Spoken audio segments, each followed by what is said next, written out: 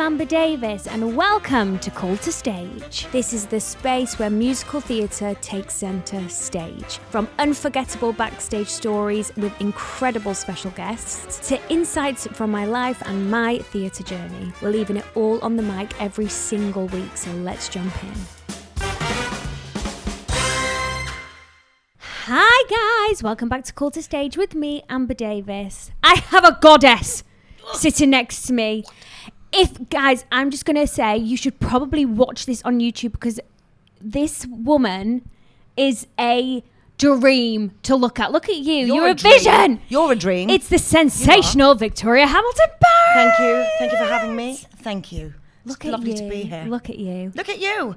I've just said the lot over the last 5 minutes. Look at you. You're a beauty. No, I'm a sweaty mess. You're gorgeous, as always. Oh, well, have we got a lot to unpack? Because the last time I saw you, we were doing 9. We were. The concert. We were doing 9. The musical in concert. In concert at the Lowry. Whirlwind. Wasn't that a dream? That was a dream. It was like the most amazing, I'm going to say it was a week. It was a week. It was 1 week. We learnt an entire production in a week and performed it. And it was so weird. Like, I feel like we instantly just got on. We did. We're like, our energy was like, yeah, I like her. We came in frantic with one another. I was like, hey. You were like, hey. Hey. I'm like, what are you doing? You're like, I don't know what you're doing. I'm coming. Come in my cab. Let's go together. Yeah. Just and frantic I had met Vic for about 2 whole minutes before she told me she'd been offered Persephone. She was, can I just tell you something, Amber, please? Like, in the back of this cab, I just could tell you were stressing about something. Yeah, I was. Yeah, you were like, you all right? I was like, I've just had a phone call. Yeah, I just had a phone call because I was on the train going on the way to Manchester to do the Nine the musical, to meet you and everyone else. And then I just got this offer just saying, are you interested in playing Persephone in Hadestown? I was like, where the hell did this come from? Did I audition for it? I didn't audition for it. But I had, and it was like 2.5 years before. Yeah. So I was on file. I was in the archives, which was nice that they cared to look at my video again 2.5 years later. And they offered me the job, but it just meant that I only had a week to prepare. Yeah. So I found out on the Monday, and then I started rehearsals the following Monday, which was absolute manic chaos. So when I saw you, I was like, you needed to tell me. Yeah, you needed to tell someone. I needed to tell someone fast, and you were there. Yeah. And it was like, me. Amber, listen, this is what's happened. Even though you're playing her now, I'm still going to take that secret to my grave. I know. I was like, don't tell anyone. You're not allowed to tell anyone. I was like, I won't. I literally promise. I've only told my mum. My husband doesn't even know yet. He doesn't even know yet. He didn't know at that point. Are you loving it? I'm loving it. It's beautiful. It's a really, really beautiful piece. For those who haven't seen it, it's just a gorgeous story drawing on from, these lovely Greek myths. And it's focusing on Eurydice and Orpheus and Persephone and Hades and those relationship duos and dynamics. And it's just such a beautiful tale. Yeah. Which is, I hadn't really realized how wonderful it is until I opened the show on March 11th, where I saw the audience's reaction. And for me, that was the biggest eye-opener, to see everyone from every walk of life, every generation, be it in their teens to OAPs, and just to see the profound effect that it has on them. And then that's when I realized, oh my gosh, I'm involved in something really magical. Special. Yeah. You'd be brilliant in it. You'd be brilliant in it. Really? Yeah. As who? You could do Persephone or Eurydice. You could do both. Really? Yeah. I was just looking at you there. I was like, you'd be amazing in this show. Oh, thank you so much. Bringing the whimsical joy. Have you got any quirky pre-show rituals for this particular role? No. I'm not one of those people that kind of get superstitious over things. I have before. Okay. But I've really kind of eradicated and got rid of all of that because I feel that it can be quite damaging, and you've got to be really, really, really careful what you put into your show and how you build your day. Yeah. And because building too many layers can be detrimental to what you do out there. Wow. Superstition is super dangerous because as actors, we're naturally superstitious anyway. Yeah. So we're always going to naturally have that in us. But once we build layers of like, okay, I must do this at this point now. I must do this, this. If those things aren't there when you tend to do them, that's when all can hit the fan. And you got to be mega, mega careful. So Yeah. I've made it my job to not have any of those. No. And just kind of just turn up and just see what happens. Yeah. And I do that with everything. Every job I do, I just like turn up, see what happens. Because I feel different every day. And my show will be different every day. And also, you know, you've got to remember acting is reacting. So you just have to just stand there and react. But I do have a cup of tea with my friends. I love it. We have a little tea club. Do you? Yeah. So you have a cup of tea before the show? Yeah, Dylan Wood and Melanie Bright. And we just sit there and drink tea or coffee and we just put the world to right. Oh, I love that. Yeah, I love that. I think that's a nice enough ritual in itself. And that's what it is, Amber. Yeah, it's chill. Otherwise, it's just too many layers on my life and I don't need those layers. You know me. I don't need those extra layers, babe. Babe, and a hot meal. And a hot meal. And a poo. Always. But I don't poo because I don't do that. Oh my gosh. Some of us don't poo. Now, Victoria and I have something in common. We're not just legends. No, what else? We're both trained at Urdang. Oh my gosh, yes! You did! But I'm old Urdang, you're new Urdang. You were Covent Garden. I'm not much older than you. You know, online it actually says Covent Garden Urdang. Yes, old school, little Paul school, little shack. Also, the Central School of Ballet. Yes, darling, it's where it all started.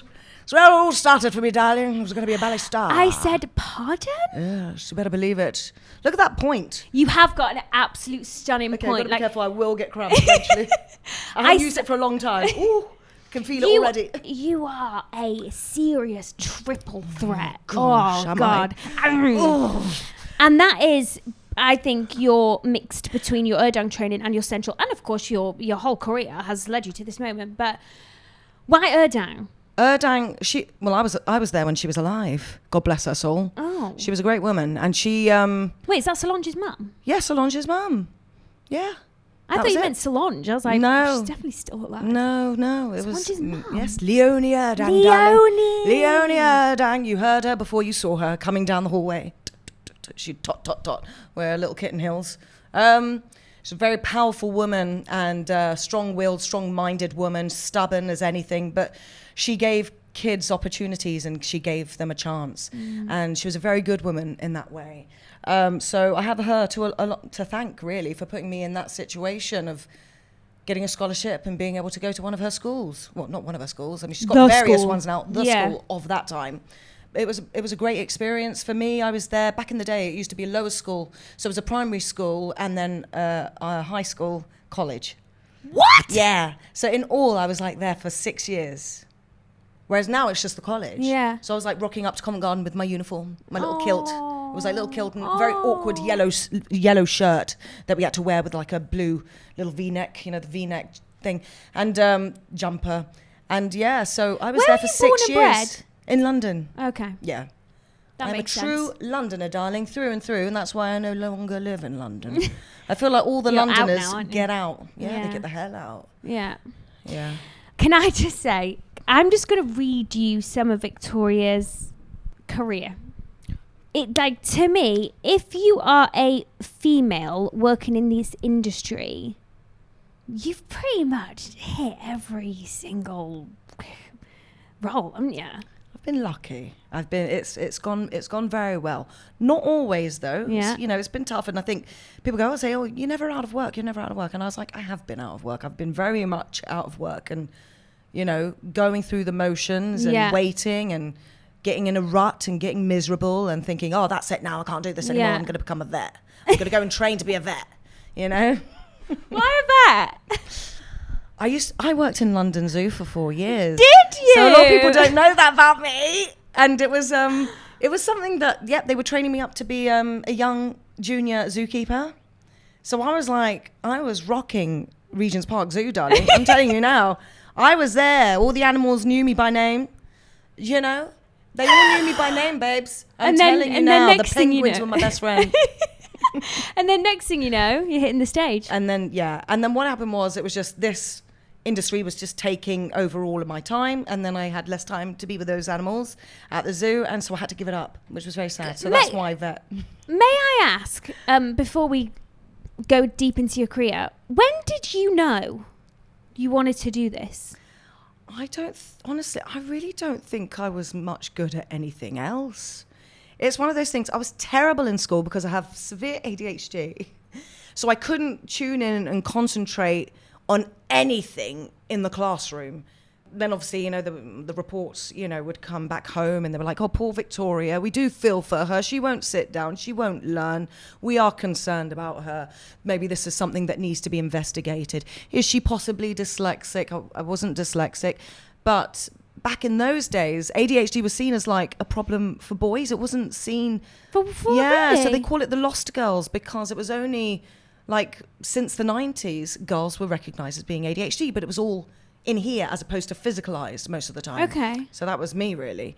I mean, now I totally have a bit of both. It's all in here and it's all here, Yeah. you know, but...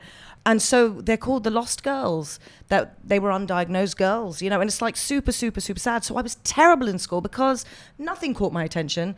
And that's when they said, have you thought about putting your daughter into singing and dancing classes? And my parents were like, well, she goes to the local ballet school. So we're doing that. And they were like, she needs more. So whatever you're doing, like triple Double it. it. Yeah, quadruple it, do like loads more. Yeah. You know, and I'm so glad they did. I mean, my parents, my gosh, they were so concerned about me because no one could get me to sit down and tune in and focus. And they really worked hard in trying to get stimulus into me in other ways. And that is purely why I'm doing this today. It's totally down to my parents just trying to sort my head out. They didn't do a good job. Down. No, I know. They gave me a career in it, darling. So it all worked out. Yeah, you know? it all worked out, and thank God they did that. Yeah. Because we were graced with the Victoria Hamilton-Barritt. I'd have been shoveling poo in The Regent's zoo. Park Zoo. Mind you, it did make me very happy, but I stank. Oh gosh, I'd stink. Really? And I'd stink the following day because it'd get into your pores. No matter how much you scrubbed, it was there. What, It was giraffe embedded. shit? Giraffe shit. No, I wasn't allowed to do the giraffes. They were too big. They didn't trust me with them. But like the pigs and the reindeers at Christmas and the donkeys. The donkeys were great. Donkeys. Take the kids out on donkey rides and stuff like that. Spiders and stuff. It's fun. Maybe... I don't think that door's closed for you, I the don't way you think talk it about is. it. I know. Do you see? I could just talk about it. Yeah. I could really go there. Okay, are you ready? First professional job at What a Night Yes. as Kat. Yeah. She was a fun one. Yeah. That was a tour, right? That was, what was that? A UK tour and then ending up in Monte Carlo. Oh! I know. As your Zhuzhi. first gig? As my first gig. Okay. And I was like, I've arrived. We were at Jimmy's Sporting Club, and it's like a really like great like posh do, you know, all the Yeah. Lamborghinis would pull up to watch the shows at night, and you were like, this is it for me. I've Yeah. arrived. Super, and they had the disco floor as well, so we had to perform on the disco floor, which sounds better than it actually was because we'd be, you know, slipping everywhere. But a disco floor, it was like being in Saturday Night Fever. It was just amazing. But yeah, as a first gig to go in as like supporting female lead, I was like, this was great. Yeah. It was How old were fortunate. you? I was 18. Yeah. Oh, you really were a bat, weren't you, when you started? I was, and now I'm 43 and thriving. You then went on to do Saturday Night Fever. Yes. You came back to Saturday Night Fever, didn't you? I did. So I went on to Saturday Night Fever. I was playing Connie. Yeah, that was it. Thank you for remembering. I can't remember these people. It was Connie. So she was like a featured ensemble part, big heavy dance track, and I loved it. And then I went off and did something else. I think, was it Mamma Mia? Yeah, you did Mamma Mia. I went and did Mamma Mia in town. When First it was back cover, at the Lisa. Prince Edward, yeah. And then I left, and then I went back to Saturday Night Fever as the lead. As the lead. So Stephanie Mungano. Yeah. And I did that, and that was a UK tour. Was Saturday Night Fever the first initial thing that put you on the map? Or was it Flashdance? I think... I mean, it did... Because you remember Zizi said... Zizi Stralin said something to you in 9, and she said, I remember you when I was little. Yeah. You were on a I don't remember. poster Yeah. for something. I'm trying to think of what that might have been. It probably was Flashdance. I think Flashdance got more eyes on me because it was about this one particular girl, Alex Owens. The show is strictly around her. And I was that girl, and it was the world premiere, and everyone remembered the film, you know, which was really big and popular in the 80s. So then suddenly the musical had come, and it was like a really big deal. We did a tour, and then it went into the Westend. Piccadilly. And Theatre. at the Piccadilly Theatre. And yes, I guess it did really put me on the map. That was it. It was. I mean, it was wild. But then this industry has a wonderful way of humbling you. So you have... And let me explain. You go into the Waldorf Hotel because it's press night and it's a glamorous affair and all these celebrities are there and it's beautiful. You're wearing outfits and everyone's got their looks going on and the media are there and blah, blah, blah, blah. And it's a glamorous affair. I walked in, it was a 15-foot ice sculpture of me. What? In the Waldorf Hotel. So this is what I mean. You're like, wow, this is it, you know? And you're like, there's an ice me in the middle of this ballroom. It's like 15 feet high. It was insane. It was absolutely well and truly wild. And then you proceed to do the show, and 6 months later, you are back at the Waldorf Hotel in that same spot where your 15-foot ice sculpture was, serving canapes to the rich and famous. Really? Yeah. And that's why I'm like, this industry will always forever surprise you. Yeah. And you really have to understand that this is how it works. And are you fit and enough to kind of be able to take that on? And almost, it's a mental challenge. It's a mental challenge. And you have to flip it and make it your superpower that you can hack it. It has to be like water off a duck's back, everything in this life. Like, you know, it's just... you feel the knocks of it, and it's brutal, and that was absolutely brutal.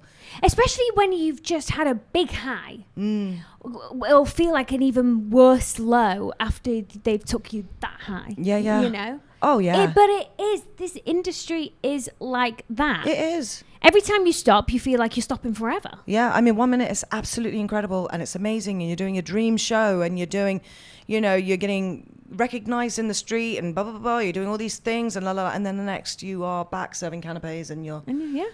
Not that there's anything wrong with that, but this is just how the industry works. I remember working... I love catering, by the way, so this is why I'm using this, and this did actually happen. That did happen with the Waldorf Hotel. I did not make that up. That was 100% true. But what I used to do, and I don't do it now, and I'll tell you why. I used to love catering. I love the drama in the kitchens. I love going out frantically, serving people their meals. I love eating the meals that don't get eaten. Do you know what I mean? I just love the catering world, and it's probably something that I would have been involved in, possibly, if I wasn't in the zoo. Yeah. Or if I wasn't doing this, maybe I'd be like having a catering company. Okay. But I would start getting recognized at these events. So you'd be at the Science Museum, and then they'd be like, hey, you're so-and-so from Flashdance, blah, blah, blah. And then you end up writing your signature on napkins. Then you get in trouble because your boss is like, what are you doing? Why are you writing on the napkins? What's happening? But you don't want to say to him why you're doing that, because it's embarrassing. My gosh. It's embarrassing. And then they no longer call you in on the jobs because you're the girl that was writing her phone number or whatever on napkins. That's how they see it in their eyes. Wow. Yeah, but really you're just like writing Your signatures, you know? signature. Yes. 'Cause you're working these... For random people. And they're like, why are you giving out your phone number? I'm like, well, I'm not giving my phone number, but I didn't want to say what it was because it's embarrassing. Oh my gosh, you should have. I know. Well, I should have, because it cost me my job. They never call me again. You also played Karen in Fame. Yeah. You've done some serious heavy dance shows, haven't you? I have. I think I spent the first part of my career doing heavy dance-based shows. So are you predominantly, you would say you were first predominantly a dancer? Yeah. I mean, I started dancing from the age of 4 years old. My mum was a dancer. She wanted that for me, but she didn't have the opportunities like I had. Yeah. She just didn't. It was a different time, you know. And she made sure that she got me to the right, appropriate, suitable dance schools like Central School of Ballet, Urdang, and she made that happen for me. She didn't have that for her. So dancing was very much her dream. I always told her I wanted to be an actress. I wanted to be a singer. It was acting, really. I wanted to be an actor. I found my voice when I was 14 years old. And I remember the moment. I remember where I was. I remember the teacher, you know, Helen Roy, God bless her. I remember the moment. I remember the song. And then I was like, oh, gosh, I can sing. Bloody sing. The girl can What were you sing. singing? what was I singing? Come on along and listen to the lullaby of Broadway. Whatever. That Vicky HB tone. You just got such a unique tone. Thanks, babe. But I remember it all, and I remember that is why I wanted to sing and act more than anything. Dancing was something that I could just do very well. And I did it because I was told to do things, and so I did it. Probably goes back from the ADHD of like, keep your daughter busy. Yeah. I never really felt like dancing was in my heart. Okay. Like a lot of dancers, when you look at Zizi, for example. Yeah. You see that and Summer Strallen, you see them, they have to do it. Yeah. They have to do it. That's why they're so flipping good at it. Yeah. Because if they don't do it, they'll die. Yeah. You can spot a dancer who has to do it. Yeah. To a dancer who is just doing naturally. it. Naturally. And don't get me wrong, I do enjoy it sometimes, but just not all the times. But not all the time. But a gritty scene, I am invested, I'm involved. And that was the difference between me and my mum. But of course, I accumulated this great skill, which served me really well in musical theatre. Yeah. But unfortunately, it really did serve yeah, me well. no, it did. It suited me well. So I did a lot of heavy dance shows. Do you know, sorry, I'm just looking at you now and I just taken me back to 9 rehearsals when you and Ramin were doing those scenes together, and it was just like, for me, it was like, heaven. It was lovely, wasn't it? Oof, you two I wanted together. to do a concert of that. What? I said to Ramin, I was like, we have to do 9 at What, in London? the Drury Lane, yeah. Oh, yeah. Or the Palladium. Just I've never done the Palladium. Exactly, well, there you go. We'll speak to him. We were like, this is what's happening in 26. We're going to do a one-off performance of 9. Okay.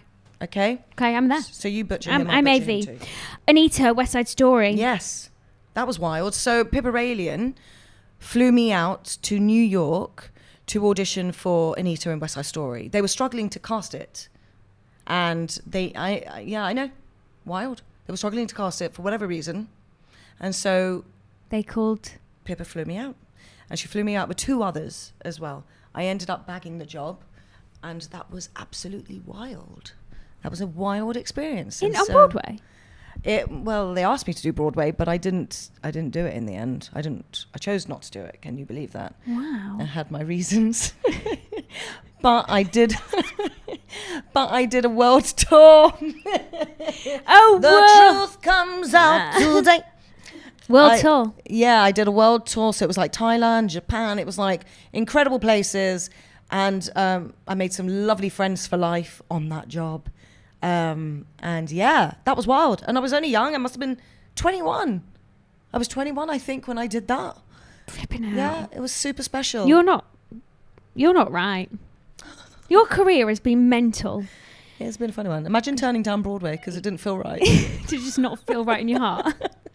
At that time, it just didn't feel right in my heart. No. And I'd met Rory at that point as well. Okay. I'd met Rory. Can you believe that? But no regrets. No regrets. You got 2 bubbas now. Yeah, I got 2 bubbas. I was just like, yeah, I'm not feeling it, you guys. That's fine. I'm going to sit this one out, yeah? Might go back to the zoo, yeah? Can you imagine them might go back to them zoos? Yeah, that's right. Greece in Rizzo in Greece. Yeah. A classic. That you had was to tick that lovely. off. I know, I had to. That was super special. Yeah. That was really lovely. I did it with my best friend as well, Noel Sullivan. So he played Danny Zuko. So we did it together. And that was a really lovely, sweet job. And yeah. Am I bringing up like your life, memory lane? Am I? I am, yeah. But you know what? I forget so much. I know. That's why I'm glad we're doing this. I do. I forget. And people say, how many West End shows have you done? And I'm like, maybe 3. And they're like, no, you've done something like 15. And I'm like, oh, God. Because I forget. I forget. It's... Yeah, it's weird. That's when you know you've been doing it for a while, when everything rolls into one contract. You're like, oh gosh, yeah. But no, I've been really, really fortunate. I've been super, super lucky. You did Gypsy. That was, see, talking about life-changing experiences, that's when people saw me, I think, was when I did Gypsy. Played Louise. Especially, yeah, I think also giving the opportunity to kind of just do something that was not typical of me. Yeah, that was a shift, wasn't it? It was because I was always being employed to play these like feisty kind of, gutsy kind of female sassy characters. And then, Louise, Gypsy, she starts off very, very small. She's like, the she's not the favorite, you know. It's her sister that's the favorite. She lives in her shadow, and she's like this vulnerable young person that's suffering, you know. She's clearly suffering, and then she blossoms and turns into this tyrant because she just can no longer take her mother, you know, her overbearing mum. And that, I think, gave me a fantastic opportunity to show people my versatility. Yeah. So I'm very, very thankful to this day to Paul Kerrison, who was at the Curve at that time, in casting me in that. That was a very special show for me. And I remember they wanted us to go to the Old Vic to pass this 8-week window at the Old Vic, and Sondheim put a stop to it because he wanted to do it with Imelda Staunton 2 years later. At the Savoy. Yeah. No, at the Savoy, yes. Yeah, it was at the Savoy, Savoy. but it started off at the thingy. What was it? Was it the Crucible? No. Yeah, no, the Chichester. Yeah. At Chichester, it was there. And then they they over there, got a didn't they? transfer. And that was heartbreaking for the cast because we were like, no. It was Kevin Spacey. He loved the production and he wanted it to go to the Old Vic. The Old Vic. And we were like, brilliant, this is fantastic. Just to serve a little window, 2-month window or something. And then And it was like stopped. taken. Yeah, but that's how it works. That's the industry. There we go. Sondheim had plans. You know, you can't be offended. is what it You is. also played Diana in Chorus Line. Yes, Diana Morales now. Yeah, that was a crazy show because it's a very hard show to do because it's too relatable to our lives. Yeah. And you're auditioning, and no one likes auditioning. If they do, I mean, gosh, something Get a wrong with grip. you. Get a grip, you crazy lunatic. And that's what a chorus line is. It's everything that you don't want to do. It's the unfavorable thing in this industry, in this job that we love to do. Yeah. It was a very, very hard guttural piece to do. I love the rehearsal process with the creatives, but when they left, I was like, oh gosh, we felt so vulnerable. Yeah, it was hard. And still, when you speak to people today about that job, they'll be like, gosh, wasn't that hard to do every night? Every night. Yeah, especially when you wake up, you've got a bad hair day, you know, and you have to go through that process every day. It's a very emotional piece. Yeah. In the Heights. In the Heights, that's the sole piece of my life. That's the sole show of my entire life. Really, really super special. Again, another brilliant bunch of people. And we made magic, you know, in this little theatre, the Southwark Playhouse. And then we got our transfer, but not all of us got to do it. We got, had another new cast, which again was beautiful as well. And I went back pregnant that time at the King's Cross. I saw you in it. Did you see that? I was in second year. Oh my gosh, Or yeah. first year. It's a special show. It was amazing. I'd love to do it again. I don't know if they would do that again, with casting and everything now and how it works, and you've got to be careful. But wow, what a show, what a piece that was. And you did it my pregnant? life. I was pregnant, yeah. I got to 8 months pregnant on that one. And then I started seeing stars on stage. I was like, I gotta go. I got to go. What other shows have you done pregnant? Hang on. What else have I done? Oh, no, I've done like concerts pregnant with my second. Did I? What did I do? Oh, no, I didn't. I did Westend Ladies tour with Kerry Ellis, Louise Dearman. And yes, so I went on tour and Hayley Flatley. We did Lindsay Flatley. Sorry, my gosh, I'm getting everyone's names confused. And that was a tour. That was like going to Ireland, going to Manchester, Birmingham. Yeah. And you were pregnant? Slogging that, yeah, with my second. Yeah. Just getting things done. You're like a you superwoman. do. You're a superwoman. We have 5 minutes left until I'm going to ask you questions for our Patreon, which is by our lovely listeners. So Can we just talk about, you know what I'm going to say? No. Bad Cinderella. Oh, yeah. I saw you playing the stepmother, Yeah. and my holy guacamole, Yeah. you were effing phenomenal. Thank you. Thanks, darling. You got your Olivier nom. I got my Olivier nom. You also got an Olivier nom for Murder Ballad Yes, as with the Ramin. narrator. Yeah. Ramin Karam face. 2 Olivier Award noms. Yeah. Do you register that? Yeah, I do. I didn't to begin with. I think with Murder Ballad, I was a bit like, oh, this is a bit embarrassing. I don't know why. I'm good at celebrating myself now. Yeah. Whereas before I wasn't. And that's the difference, I think, being the age that I am with my person, my character of how I am. I'm brilliant at celebrating myself now. And I'm really, really proud of that. Whereas now if I get nominated to go, yes, I've been nominated, I'm doing this, you know, and good on me. But it would have been back in the day, this is embarrassing. Yeah. I think you're the only person in the world that would have that reaction. Yeah. And I'm so glad that it's changed. You flipped the coin on that. Well, you deserve it. No, exactly. You know, I was like, no, I've worked flipping hard and it's okay. People didn't know I was Olivier nominated before Bad Cinderella, because I didn't put it on my, you know, like on my Instagram handle and everything like that. They're like, why don't you put that you are? And I was like, that's a bit embarrassing. Why would I do that? Why would I say that I've been Olivier nominated? And they're like, you have to do that on your Twitter or your Instagram or whatever. I was like, no. And the only time I did was when I got second time Olivier nominated. So that was, what was that, 22 or 21? Yeah. Yeah. Oh, so then people... And then they were like, oh, she has been Olivier nominated before. You know, because I didn't dare put it on my handle. No. Oh, no. How can you... Also, you guys were up for a Grammy Award for Best Musical Theatre Album. Yeah. Mental. I know, it was a busy year. It was a very busy year. You know, it was... I'd worked on Bad Cinderella, since the workshops. Yeah, the workshops with Carrie Hope Fletcher and various others. And then me and Carrie Hope Fletcher, we stayed with the piece. Overall, I think we nearly worked on the piece prior to it coming into town. Also, remember, it was COVID cancelled as well, so it kept on getting put back. In total, it must have been like 3 years until we got it on the stage. So me and Carrie, you know, we put a lot of time into that, working with Emerald Fennell and working with Andrew on the music and the book. It was a super, super, super busy time. But, how would you describe that experience? It was a very tough experience. It wasn't, it could have been the best moment of my life, and unfortunately it wasn't. We'd just come out of COVID. Emotions were still high from every angle, and things clearly obviously weren't settled in that building, and it was a tough year, but I agreed to stay on for another year because I put so much work into Stepmom. Yes. I put so much work, and to this day I think she's still my proudest achievement really in character building. I worked my butt off for it, and I loved the results I got with it, and people really enjoyed the character. They enjoyed what I had to do. I had so many cameo requests just as a stepmother, which I used to love doing for people. Like it was an impactful character. People enjoyed her. I enjoyed her. She was a lot of fun. But unfortunately, it just wasn't the most easygoing year.